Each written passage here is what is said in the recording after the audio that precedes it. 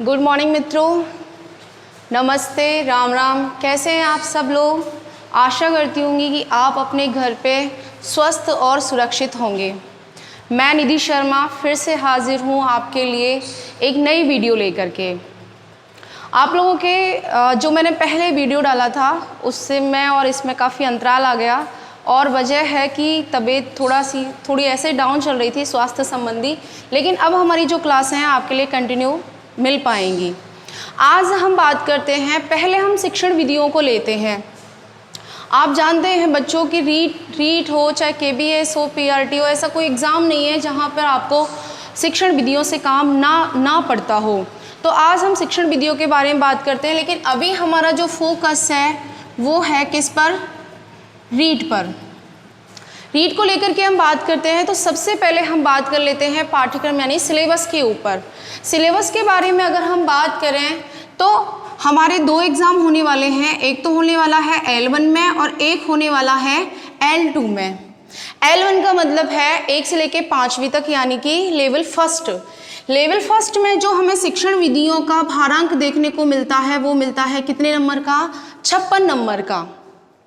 अब आप देखिए कि 150 में से आपके 56 नंबर मात्र और मात्र शिक्षण विधियों के हैं।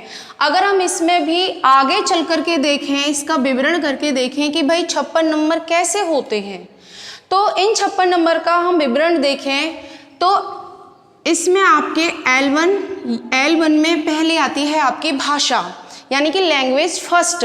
लैंग्वेज फर्स्ट में जो आपके क्वेश्चन आते हैं वो आते हैं मित्रों कितने? 30 नंबर के। 30 नंबर के जब प्रश्न आते हैं तो इन 30 प्रश्नों में 15 क्वेश्चन तो आपके होते हैं ग्रामर के और 15 ही क्वेश्चन होते हैं आपके मैथड्स के। तो मोस्टली बच्चे यहाँ पर हिंदी ही चूज करते हैं और उसके बाद में आती है लैंग्वेज 2 यानी कि भाषा दूसरी। यहाँ पर कुछ बच्चे अंग्रेजी का चयन कर लेते हैं और कुछ बच्चे संस्कृत का चयन कर लेते हैं। सेम यहाँ पे भी है, यहाँ पे भी 30 क्वेश्चन होंगे जिसमें 15 आपके ग्रामर के होंगे और 15 ही आपके मैथड्स के होंगे। अगर हम हिंदी और संस्कृत या इंग्लिश के मैथड्स की बात करें तो बेहद ज़रूरी है कि हमें इन्हें इस तरह से पढ़ा जाए कि हम इनके आंसर दे सकें। बाकी के हमारे जो 26 नंबर हैं उसमें इंक्लूड हैं आपके मैथ्स, आपका साइंस, आपका EVS। इनको मिलाकर के हमारे कितने क्वेश्चन आ जाते हैं? 26। और इस प्रकार से टोटल हमारे हो जाते हैं कितने? 56 मार्क्स। अब आप देख लीजिए, जब कोई भी पेपर 150 का है और 150 में से 56 नंबर एक विषय लेके जा रही है तो ये विषय हमारे लिए कितनी इम्पोर्टेंट है। और आप मेरे से ज़्यादा अच्छे से जानते हैं कि अगर मार्केट में भी आप जाओगे तो आपको कोई ऐसी बुक नहीं मिलेगी जिससे पढ़ करके आप शिक्षण विधियों को हल कर सकें। और शिक्षण विधि एक ऐसी विषय है या एक ऐसी विधा है जो आपको हर एग्ज़ाम में मिलेगी। एग्ज़ाम्स की अगर हम बात करें बच्चों तो हम यहाँ पर DSSB में देख सकते हैं, हम KVS में देख सकते हैं, हम NVS में देख सकते हैं, UP TET में हम इनको देख सकते हैं। अगर आप HTET भी दे रहे हो तब भी आपको अभी हरियाणा में GBT निकलने वाली हैं, JBT में निकलने वाली हैं, उनमें भी आप शिक्षण विधियां देख सकते हैं। और अभी MP में एक TET होने वाला है, MP TET में भी आप इन शिक्षण विधियों को देख सकते हैं। और और अगर हम राजस्थान की ही बात करें तो बहुत सारे एग्ज़ाम यहाँ भी हैं जहाँ हमें शिक्षण विधियाँ देखने को मिलती हैं। अगर हम देखा जाए तो इन सारे एग्ज़ाम्स में इन सभी शिक्षण विधियों से हमारा काम पड़ने वाला है। तो आप जान ही गए होंगे कि शिक्षण विधियाँ हमारे लिए कितनी इम्पोर्टेंट हैं। वहीं पर अगर मैं L2 की बात करें तो L2 में भी सिलेबस यही रहने वाला है। यहाँ पर L1 में देखें तो वही आपके 30 प्रश्न आने वाले हैं। भाषा 2 में देखें वहाँ भी आपको 30 प्रश्न आने वाले हैं। 15 क्वेश्चन आपके ग्रामर के और 15 क्वेश्चन आपके शिक्षण विधियों के, और बचे कुछ प्रश्न आपके SS में से आ जाते हैं, या फिर जिनका साइंस बनता है जिन्होंने BSc B.Ed यानी कि साइंस या मैथ बनता है, उनके इस तरह से प्रश्न आ जाते हैं। ये हमारे सिलेबस को लेकर के कुछ बातें हुई हैं। अब हम ये तो मार्क्स को लेकर के, लेकिन अभी हमें टॉपिक्स को लेकर के कोई बात नहीं हुई है कि हिंदी में क्या है और संस्कृत में क्या टॉपिक्स हैं, मैथ में क्या टॉपिक्स हैं, साइंस में हमारे क्या टॉपिक्स हैं। इन टॉपिक्स के बारे में चर्चा हम जब करेंगे जब हम मैथ्स की शिक्षण विधियां पढ़ाएंगे, साइंस की पढ़ाएंगे, हिंदी की पढ़ाएंगे और हम संस्कृत की शिक्षण विधियां पढ़ाएंगे।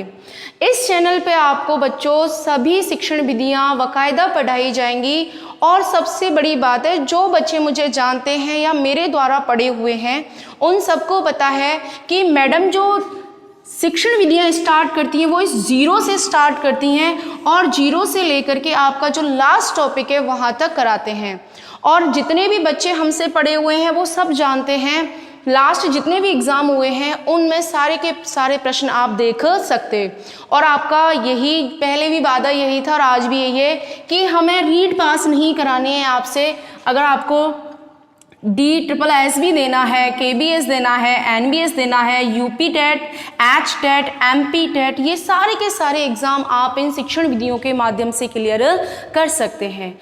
ये चर्चा तो हमारे सिलेबस को लेकर के हो गई है बच्चों, लेकिन आपका ज़्यादा समय ना खर्च करते हुए हम आज एक ऐसा टॉपिक लेते हैं जिसके माध्यम से हम इस 0 से अपनी शुरुआत कर सकते हैं, एक इंटरेस्ट क्रिएट कर सकते हैं। क्योंकि सबको लगता है कि भाई शिक्षण विधि बड़ी टफ है, आती नहीं है, बड़ी बोरिंग है, कैसे करें कैसे नहीं करें, तमाम तरह के प्रश्न आपके दिमाग में आते रहते हैं। इसीलिए हम ऐसे टॉपिक्स को लेते हैं जहां खेल खेल के माध्यम से खुद इंटरेस्टेड होकर के और इस तरह से पढ़ सकते हैं कि जब भी आप L1 में लग गए तो आप अपने बच्चों को बाकायदा ऐसे ही पढ़ा सकते हैं और लगेगा ही नहीं कि आप कहीं भी शिक्षण विधियां पढ़ रहे हैं। तो आज हम ऐसे ही एक टॉपिक को लेकर के चलते हैं जहां से आप छोटी छोटी चीज़ों को सीख सकते हैं। तो मित्रों, आज हम जो टॉपिक ले रहे हैं, जो प्रकरण ले रहे हैं, वो एक ऐसा टॉपिक ले रहे हैं जो कॉमन है L1 वालों के लिए भी और L2 वालों के लिए भी। क्योंकि मैंने पहले भी आपको बता दिया था कि आपको सिर्फ रीड ही नहीं, आपको इस तरह से शिक्षण विधियां पढ़ाई जाएंगी कि आप उसके माध्यम से किसी भी एग्ज़ाम को हल कर सकते हैं। तो आज हम एक ऐसा ही टॉपिक लेते हैं जो आप L1 और L2 दोनों के लिए ही विशेष रूप से उपयोगी है। सबसे पहले आज हम जो टॉपिक लेने वाले हैं उस विधि का नाम है किंडरगार्टन। आज जो हम विधि लेने वाले हैं इस विधि का नाम है किंडरगार्टन। मित्रों, अगर हम इस विधि की बात करें तो विशेषतः ये विधि L1 वाले बच्चों के लिए है, यानी प्राथमिक स्तर के बच्चों के लिए है। और ये विधि इसलिए उपयोगी है, आजकल आप देखते होंगे कि हमारे जो शिक्षा मंत्री जी हैं वो बड़ा ही नवाचार कर रहे हैं। आजकल इंग्लिश मीडियम विद्यालय खुल गए हैं, तो इस तरह के अगर हमारे विद्यालय खुल रहे हैं तो हमारी जो शिक्षा है वो इसी प्रकार से दी जानी चाहिए। इसीलिए मैं विशेष रूप से इन शिक्षण विधियों को पढ़ाती हूँ, क्योंकि आपको सिर्फ आपको ऐसा ही नहीं कि रीड ही पास करनी, आप एक अच्छे और सच्चे शिक्षक बन सकें, इसीलिए इन विधियों का ज्ञान होना हमारे लिए बेहद आवश्यक है। तो मित्रों, हम इस विधि के बारे में पढ़ते हैं और बड़े ही आसान तरीके से आपके हाथों पे एक एक चीज़ ऐसे याद हो जाएगी, ऐसा कोई प्रश्न ही नहीं बचेगा कि आप हल नहीं कर सकते हैं। इसीलिए पॉइंट टू पॉइंट हम चीज़ों को यहाँ पर क्लियर करते हैं। पॉइंट टू पॉइंट, अगर आप कॉपी पेन लेकर के बैठे हो तो आप उसमें पॉइंट टू पॉइंट ही लिखते जाएं, रट्टा नहीं करें, इस तरह से खर्रा नहीं बनाएं बिल्कुल भी। सबसे पहले हम बात करते हैं किंडरगार्टन विधि की। मैंने आपको बता दिया कि ये विधि मुख्यतः नर्सरी यानी कि छोटे बच्चों के लिए उपयोगी मानी जाती है। लेकिन ये विधि किसने दी, आगे कैसे विकास हुआ, आगे ये सारी चीज़ें हम यहाँ पर पढ़ लेते हैं। सबसे पहले बात करते हैं कि इस विधि को किसने दिया था, यानी इस विधि के आविष्कारक कौन है। अगर हम बात करें तो इस विधि को दिया था जर्मन है, और जर्मन के प्रसिद्ध शिक्षा शास्त्री थे। जर्मन के प्रसिद्ध शिक्षा शास्त्री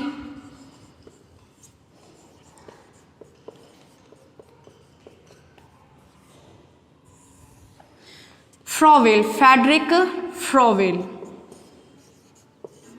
यानी कि इस विधि के आविष्कारक कौन हैं? जर्मन के प्रसिद्ध शिक्षा शास्त्री जिनका नाम कौन है? फ्रॉवेल जिनका नाम है।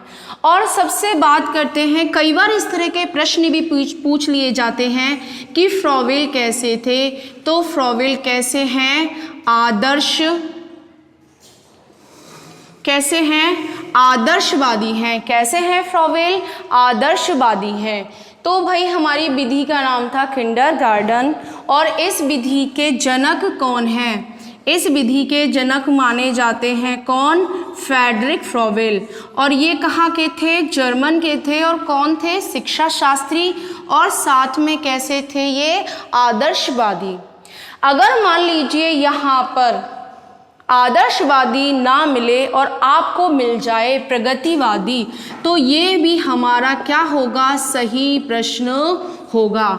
यानी आदर्शवादी ना मिले और हमें क्या मिल जाए? प्रगतिवादी, तब भी हमारा ये सही माना जाएगा। अब ये जो फ्रॉवेल हैं, फ्रॉवेल इन्होंने ये विधि दी थी, ये कैसे दी थी? इनके दिमाग में कैसे आया?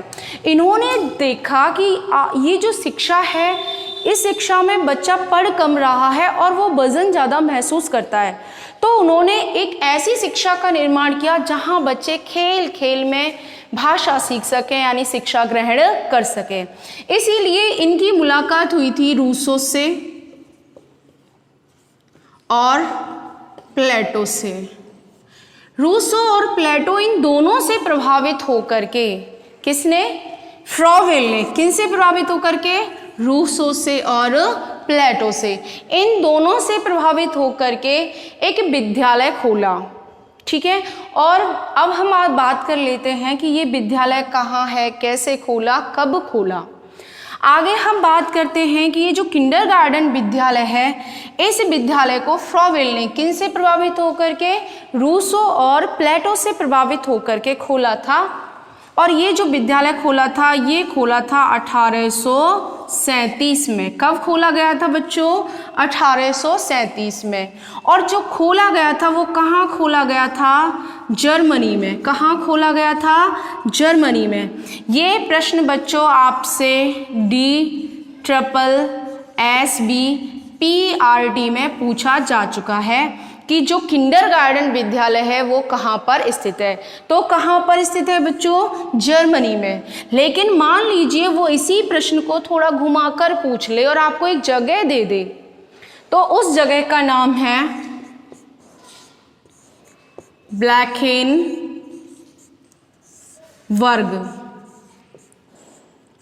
इस ब्लैकेनबर्ग में, यानी जर्मनी के ब्लैकेनबर्ग में 1837 में फ्रॉवेल ने क्या खोला? विद्यालय खोला। लेकिन इसका नाम अभी किंडरगार्टन नहीं रखा। इसी विद्यालय का नाम 1839 में, कौन से सन में? 1839 में नाम रख दिया क्या? किंडरगार्टन। तो देखिए बच्चों, सबसे पहले हम बात करते हैं कि इस विधि के जो जनक हैं वो कौन हैं? जर्मन के प्रसिद्ध शिक्षा शास्त्री फ्रॉवेल। और फ्रॉवेल कैसे हैं बच्चों? आदर्शवादी हैं, जो कि प्रभावित हुए थे रूसो और प्लेटो से। रूसो और प्लेटो से प्रभावित होकर के 1837 में जर्मन के ब्लैकेनबर्ग में इन्होंने एक विद्यालय खोला और इसी विद्यालय का नाम 1839 में रख दिया किंडरगार्टन। अब इस शब्द के बारे में थोड़ी सी चर्चा कर लेते हैं कि इस शब्द के मीनिंग क्या है। लेकिन उससे पहले ज़रूरी जानना है कि ये जो विद्यालय खोला था ये कितने साल के बच्चों के लिए खोला था। तो ये जो विद्यालय है, ये विद्यालय खोला था कितने साल के बच्चों के लिए? 4 से 8 साल के बच्चों के लिए। हमेशा याद रखें, कई बुक्स में इसको कई डेट दे रखी हैं, लेकिन सबसे ज़्यादा इम्पोर्टेंट है 4 से 8 वर्ष के बच्चों के लिए। अब हम इस शब्द पे चर्चा कर लेते हैं किंडरगार्टन शब्द के ऊपर। किंडरगार्टन जो शब्द है बच्चों, ये दो शब्दों से मिलके बना है। एक का नाम है किंडर और एक का नाम है गार्टन।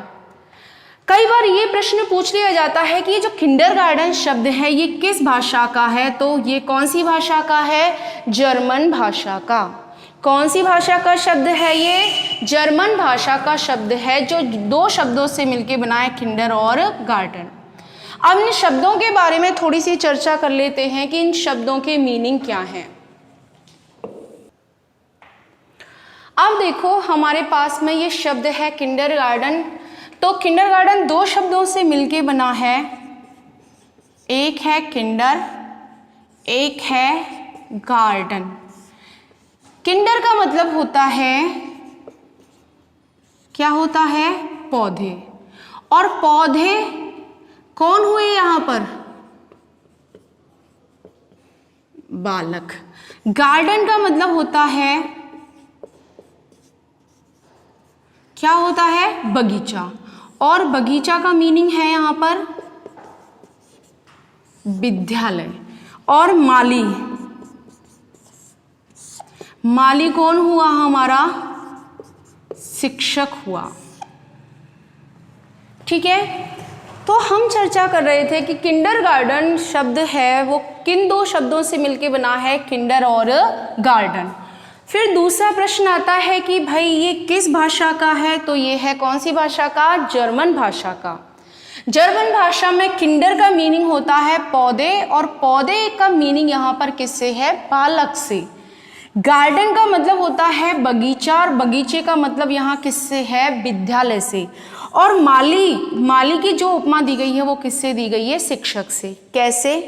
कि जिस तरह से एक माली जो होता है वो अपने बगीचे में पौधों को सही समय पर खाद बीज दे करके बड़ा करता है, उसी प्रकार से एक जो शिक्षक होता है वो अपने विद्यालय में बच्चों को सही शिक्षा दे करके उनका सर्वांगीण विकास करता है। तो दोबारा से देखिए भाई, हमारी विधि का नाम है किंडरगार्टन विधि। ऐसे पॉइंट पे आप याद रख सकते हैं, जिसमें पहला पॉइंट ये था कि इस विधि के जनक कौन हैं। तो इस विधि के जनक हैं जर्मन के प्रसिद्ध शिक्षा शास्त्री कौन? फ्रॉवेल। और फ्रॉवेल कैसे थे बच्चों? आदर्शवादी थे। कैसे थे? आदर्शवादी। दूसरा पॉइंट यहाँ से कि ये विद्यालय कितने साल के बच्चों के लिए खोला गया था, तो ये विद्यालय कितने साल के बच्चों के लिए खोला गया था? 4 से 8 साल के बच्चों के लिए। तीसरा प्रश्न आता है कि फ्रॉवेल ने जो विद्यालय खोला था वो क्यों खोला था, क्या हुआ था? तो फ्रॉवेल प्रभावित हो गए थे किससे? रूसो और प्लेटो से प्रभावित होकर के इन्होंने 1837 में, कौन से सन में? 1837 में। और कौन सी जगह पर? जर्मनी एक देश है और वहाँ पर एक जगह है ब्लैकेनबर्ग। इस ब्लैकेनबर्ग में इन्होंने विद्यालय खोला और 1839 में विधि का नाम रख दिया, यानी विद्यालय का नाम रख दिया किंडरगार्टन। और इस विधि से पढ़ाया जाता था, इस वजह से पूरे विद्यालय का नाम ही क्या था? किंडरगार्टन। किंडरगार्टन को हिंदी में कहते हैं बालो उद्यान विधि। क्या कहते हैं? बालो उद्यान विधि। अगर आपसे हिंदी में पूछा जाए किंडरगार्टन विधि का नाम, तो बालो उद्यान पद्धति माना जाता है। यानी कि जहाँ पर बालक को विद्यालय में एक पौधे की तरह पढ़ाया जाता है, यानी कि जिस तरह से बगीचे में पौधे को रखा जाता है ऐसे ही विद्यालय में बच्चों को रखा जाता है। फिर उसके बाद में बात आई थी भाई इस किंडरगार्टन शब्द की मीनिंग क्या है, तो ये दो शब्दों से मिलके बना है किंडर और गार्डन। किंडर का मतलब होता है पौधे, और पौधे यहाँ पर कौन हो गए? बालक। गार्डन का होता है बगीचा, और बगीचे का मतलब होता है विद्यालय, और माली हो गया शिक्षक। हमने यहाँ तक पढ़ लिया था। एक कॉमन सा इसका इतिहास था विधि का, जो हमने पढ़ लिया। अभी इस विधि के बारे में अभी कुछ नहीं है, अभी तो बहुत आगे है ये विधि। आगे बात करते हैं कि भाई फ्रॉवेल ने ये विधि दी क्यों थी। फ्रॉवेल ने कहा कि बच्चों को अगर कुछ भी सिखाना है, अगला पॉइंट हमारा, बच्चों को कुछ भी सिखाना है तो बच्चों को कैसा छोड़ दीजिए, स्वतंत्र छोड़ दीजिए, बिल्कुल फ्री छोड़ दीजिए। प्रगतिशीलवादियों ने भी यही कहा था कि बच्चे को कैसा छोड़ो, फ्री छोड़ो, उसे जो करना है उसे करने दो, वो खुद जानता है कि क्या क्या कर रहा हूँ। क्योंकि जब तक हम आप बच्चों को स्वतंत्र नहीं छोड़ेंगे तब तक वो अपनी स्वाभाविक क्रियाएं नहीं करता है। इसीलिए फ्रॉवेल ने बल दिया किस पर, स्वतंत्रता पर। क्यों बल दिया कि स्वतंत्रता पर बल दे करके ही वो क्या कर सकेंगे, स्व अभिव्यक्ति कर सकते हैं। कैसे, एक नॉर्मल सा हमारी जिंदगी का उदाहरण देख करके समझें। आप लोग हैं, अपने घर पे रहते हैं, और अपने जब घर पे रहते हैं और आपके माता पिता हों तो आप वह नेचुरल अभिक्रियाएं नहीं कर पाते हैं जो आपको करने की ज़रूरत, जो आप करना चाहते हैं, क्योंकि आप क्या नहीं हैं, आप स्वतंत्र नहीं हैं। और अगर आप स्वतंत्र नहीं हैं तो आप अपनी नेचुरल अभिक्रियाएं नहीं करेंगे। इसीलिए फ्रॉवेल ने कहा कि भाई बच्चों को कैसा छोड़ो, स्वतंत्र छोड़ो, फ्री छोड़ो, जो करना चाहते हैं उन्हें करने दो। तो इन्होंने कहा कि भाई बच्चों को कैसा छोड़ा जाए, स्वतंत्र छोड़ा जाए। स्वतंत्र छोड़ा जाए तभी वो क्या करेंगे, अभिव्यक्ति। जैसे कि मैं आपको बताती रहती हूँ, क्लास में भी बताता है कि अगर एक सर्वे कहता है कि अगर लड़कियां घर पे अकेली हैं और स्वतंत्र हैं तो वो क्या करती हैं, साज सज्जा करती हैं, साड़ी मेकअप वगैरह करती हैं। और लड़के वहीं अगर उनको फ्री छोड़ा जाए तो वो क्या करते हैं, मोबाइल लिया, कभी पबजी खेल रहे हैं, कुछ खेल रहे हैं, क्योंकि वो कैसे हैं इस समय, स्वतंत्र हैं। और स्वतंत्र हैं तो कैसे कर रहे हैं, स्व अभिव्यक्ति कर रहे हैं, उन पर कोई रोक टोक नहीं है। अब बात ये कही कि भाई फ्रॉवेल ने कहा स्वतंत्र छोड़ो, अभिव्यक्ति कर सकें, लेकिन अभिव्यक्ति के साधन भी तो होने चाहिए, अभिव्यक्ति करने का मीडियम भी तो होना चाहिए। तो फ्रॉवेल ने बच्चों को कैसा छोड़ा, स्वतंत्र छोड़ा। क्यों, कि वो स्व अभिव्यक्ति कर सकें, लेकिन अभिव्यक्ति करने के लिए क्या होने चाहिए, मीडियम होने चाहिए, साधन होने चाहिए। तो फ्रॉवेल ने साधन कितने बताए, 3। किसके, अभिव्यक्ति करने के, अभिव्यक्ति खुद की अभिव्यक्ति, कितने साधन, 3। अब इन 3 साधनों के बारे में चर्चा करते हैं। पहले साधन का नाम है गीत, दूसरे साधन का नाम है गति, और तीसरे का नाम है रचना। तो हमारा पॉइंट क्या था कि बच्चों को क्या छोड़िए, फ्री छोड़िए, स्वतंत्र छोड़िए। स्वतंत्र छोड़ देंगे तो वो क्या कर सकेंगे, अभिव्यक्ति कर सकेंगे। और अभिव्यक्ति के साधन कितने बताए इन्होंने, 3। कैसे, जैसे मैंने आपको एग्जांपल दिया था कि लड़कियां अगर फ्री हैं तो वो क्या करेंगी, और अगर बॉयज़ फ्री हैं तो वो क्या करेंगे। ऐसे ही इन्होंने कहा कि भाई साधन तो होने चाहिए, अभिव्यक्ति कैसे करेंगे, अपने आप को एक्सप्रेस करने का कुछ तो होना चाहिए। तो इन्होंने कितने साधन बताए, 3। पहले का नाम गीत, दूसरे का नाम गति, और तीसरे का नाम रचना। अब आप ये सोच रहे होंगे कि इन तीनों के मीनिंग क्या है, समझ ही नहीं आया होगा कि कैसे अभिव्यक्ति करें। अरे भाई हमारा बच्चा कितने साल का है, 4 से 8 वर्ष का है। कितने साल का है, 4 से 8 वर्ष का।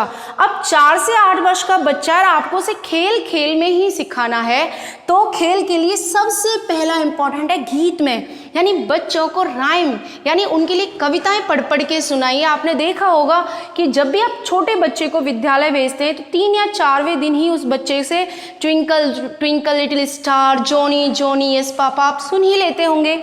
गति, यानी जब आप गीत सुनाएं तो उसमें अभिनय का भी समावेश होना चाहिए कि twinkle twinkle little star, Johnny Johnny yes papa, क्योंकि बच्चा इसमें पूरा का पूरा कैसा रहता है, क्रियाशील रहता है।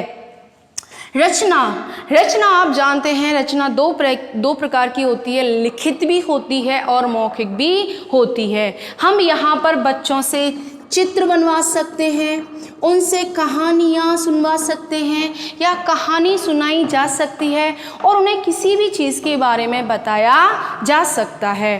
तो हम यही पढ़ रहे थे कि फ्रॉवेल ने बच्चों को क्या दी, स्वतंत्रता दी, उनको फ्री छोड़ा और क्या कर सके, वो अभिव्यक्ति कर सकें। लेकिन अभिव्यक्ति के लिए भी साधन कितने बताए इन्होंने, 3। और 3 साधनों में पहले का नाम गीत, दूसरे का नाम गति और तीसरा है रचना। इन तीनों मीडियमों से, इन तीनों माध्यमों से बच्चे क्या कर सकते हैं, अभिव्यक्ति कर सकते हैं। तो दोबारा से देख लेते हैं, हमारी विधि का नाम किंडरगार्टन। अभी हमने अभिव्यक्ति के कितने साधन पढ़े? 3, गीत, गति और रचना। अब हम पढ़ते हैं इस विधि के सिद्धांत कि ये विधि किन सिद्धांतों पर कार्य करती है। अभी आप लोग ये सोच रहे होंगे कि भाई सिद्धांत क्या होते हैं, सूत्र क्या होते हैं। ये सारी चीज़ें हम आपको अगले वीडियो में बताएंगे, क्योंकि अभी तो ये सिर्फ हमारी एक ये कहें कि एक परिचय मात्र है, एक जीरो है, जहाँ पर आपको एक रुच्यात्मक तरीके से हम अपने आप को जोड़ सकें। इसीलिए आगे हम जो वीडियो बनाएंगे उसमें आपके लिए सूत्र क्या होते हैं, सिद्धांत क्या होते हैं, किन किन सिद्धांतों पे कार्य करते हैं, इन सारी चीज़ों के बारे में विस्तृत रूप से चर्चा करेंगे। लेकिन अभी हम बात करते हैं किंडरगार्टन विधि के सिद्धांत कितने हैं। होने को सिद्धांत बहुत हो सकते हैं, लेकिन बेसिकली ये विधि कितने सिद्धांतों पे कार्य करती है? 3 सिद्धांतों पे कार्य करती है। पहला सिद्धांत है क्रियाशीलता का सिद्धांत। दूसरा सिद्धांत है अभिव्यक्ति का सिद्धांत। और तीसरा सिद्धांत है हमारा एकता का सिद्धांत, जिसे हम कह सकते हैं सामाजिकता का सिद्धांत। तो इस विधि के साधन कितने बच्चों? 3। पहला गीत, दूसरा गति, तीसरा रचना। ऐसे ही इस विधि के सिद्धांत भी कितने हैं? 3। पहले सिद्धांत का नाम क्रियाशीलता, दूसरे का नाम अभिव्यक्ति यानी स्व अभिव्यक्ति, और तीसरे का नाम है एकता यानी सामाजिकता का। अब इनको समझ लेते हैं। क्रियाशीलता, फ्रॉबेल ने, यानी कि अगर हम बात करें कि खेलों के बारे में भी सबसे ज़्यादा जो बल दिया है वो फ्रॉबेल ने दिया है। फ्रॉबेल ने कहा कि बच्चों को क्रियाशील रखिए, उनको खेल खेल में खिलाइए, क्योंकि बच्चे को आप जितना क्रियाशील रखेंगे वो उतनी ही अच्छे से चीज़ों को सीख सकता है। दूसरा सिद्धांत है अभिव्यक्ति का, बच्चे को खुद करने दो। तभी तो इन्होंने कहा कि बच्चे को भाई कैसा छोड़ो? स्वतंत्र छोड़ो। स्वतंत्र छोड़ोगे तभी वो क्या करेगा? अभिव्यक्ति करेगा। और जब हम खुद कोई भी काम करते हैं तो हमारे खुद के अनुभव उससे परिपक्व होते हैं। और तीसरा है एकता का सिद्धांत, क्योंकि बच्चा हमारा कितने साल का है? 4 से 8 साल का बच्चा। और सबसे ज़्यादा जरूरी गुण होता है बच्चे में किसका विकास करना? सामाजिकता का, क्योंकि मनुष्य कैसा प्राणी होता है? सामाजिक प्राणी होता है। तो उसे समाज में एडजस्ट यानी सामाजिकता के गुण आना उसमें बहुत जरूरी हो जाता है। तो इस विधि के सिद्धांत भी कितने हैं बच्चों? 3। पहला क्रियाशीलता का, दूसरा अभिव्यक्ति का, तीसरा एकता यानी कि सामाजिकता का सिद्धांत। अब ये बात तो भाई ये तो ये कहें कि एक तरह से थ्योरी चल रही थी। अब प्रैक्टिकल इस विधि में क्या हुआ? तो फ्रॉबेल ने, किसने? फ्रॉबेल ने बच्चों को पढ़ाने के लिए एक विषय सामग्री अपनाई और उस विषय सामग्री को कहा गया उपहार, जिसे आप कहते हैं गिफ्ट, उपहार। यानी कि फ्रॉबेल ने जो शिक्षण सहायक सामग्री अपनाई थी उनको कहा गया उपहार, कहा गया, यानी क्या कहा गया? गिफ्ट। देखिए बच्चों, अगर आपको यहाँ से कोई भी ऐसा प्रश्न आए कि सबसे पहले शिक्षण सहायक सामग्री का प्रयोग किसने किया था, तो उसके लिए हमारा सीधा सा आंसर है कौन? फ्रॉबेल। शिक्षण सहायक सामग्री, सबसे पहले शिक्षण सहायक सामग्री का प्रयोग किसने किया था? फ्रॉबेल ने। और जिस विषय वस्तु से इनको पढ़ाना था उन विषय वस्तुओं को क्या उपनाम दिया गया? उपहार कहा गया, उन्हें गिफ्ट कहा गया। क्यों कहा गया? देखो, हम पहले बता चुके हैं कि बच्चे की एज कितनी है? 4 से 8। उपहार यानी कि जब हम किसी को गिफ्ट यानी कि कोई भी चीज़ बंद करके देते हैं तो सामने वाले की जिज्ञासा होती है कि पता नहीं इसमें क्या है, तो वो पूरी तरह से आकर्षित रहते हैं और तब तक आकर्षित रहते हैं जब तक वो खुल नहीं जाए। ऐसे ही बच्चों के लिए जो भी चीज़ें बनाई गई थी उसे उपहार स्वरूप बच्चों के सामने रखा गया, जिससे बच्चों की जिज्ञासा उसके प्रति बनी रहे, जिससे उनमें क्या है? क्रियाशीलता है। उस चीज़ को देख करके वो क्या कर सके, अभिव्यक्ति कर सके और सबके साथ यानी सामाजिकता का विकास कर सके। अब हम बात करते हैं कि ये उपहार जो लिए थे, इन उपहार कितने थे, तो इन उपहारों को कितने प्रकार का माना जाता है बच्चों, 20 प्रकार का। ये भी प्रश्न पूछा गया है कि फ्रॉबेल ने कितने प्रकार के उपहारों का प्रयोग किया था, तो कितने प्रकार के, इन्होंने 20 प्रकार के उपहारों का प्रयोग किया गया था। और इन उपहारों में क्या क्या शामिल था, अगर आपसे कोई भी डीप प्रश्न यहाँ से वो पूछ ले तो उसके बारे में भी देख लेते हैं। इन उपहारों में था 6 प्रकार की